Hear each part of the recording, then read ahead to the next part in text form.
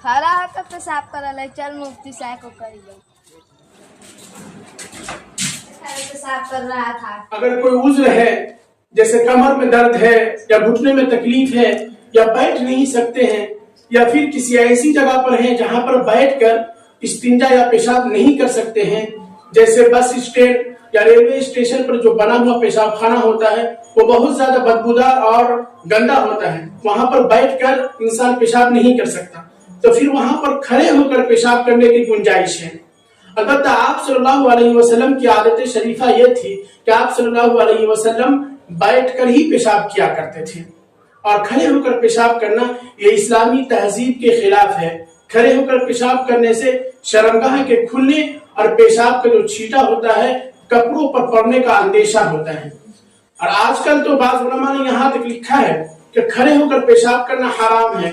वजह यह है कि आजकल खड़े होकर पेशाब करना ये गैर मुस्लिमों का तरीका और शिआर बन चुका है, और अल्लाह के रसूल सल्लल्लाहु अलैहि वसल्लम ने दूसरे के तरीके और शिआर को अपनाने से मना फरमाया है।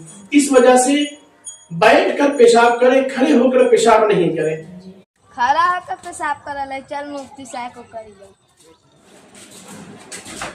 पेशाब कर रहा था। अगर कोई उज्र है, जैसे कमर में दर्द है या घुटने में तकलीफ है या बैठ नहीं सकते हैं या फिर किसी ऐसी जगह पर हैं जहां पर बैठकर इस्तिंजा या पेशाब नहीं कर सकते हैं, जैसे बस स्टैंड या रेलवे स्टेशन पर जो बना हुआ पेशाब खाना होता है वो बहुत ज्यादा बदबूदार और गंदा होता है, वहां पर बैठकर इंसान पेशाब नहीं कर सकता, तो फिर वहां पर खड़े होकर पेशाब करने की गुंजाइश है।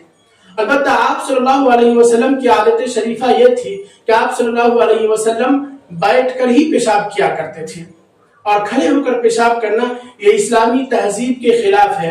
खड़े होकर पेशाब करने से शर्मगाह के खुलने और पेशाब का जो छींटा होता है कपड़ों पर पड़ने का अंदेशा होता है। और आजकल तो बाज़ उलमा ने यहाँ तक लिखा है कि खड़े होकर पेशाब करना हराम है।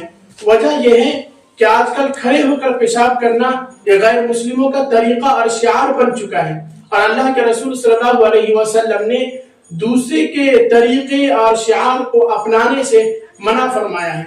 इस वजह से बैठ कर पेशाब करे, खड़े होकर पेशाब नहीं करे।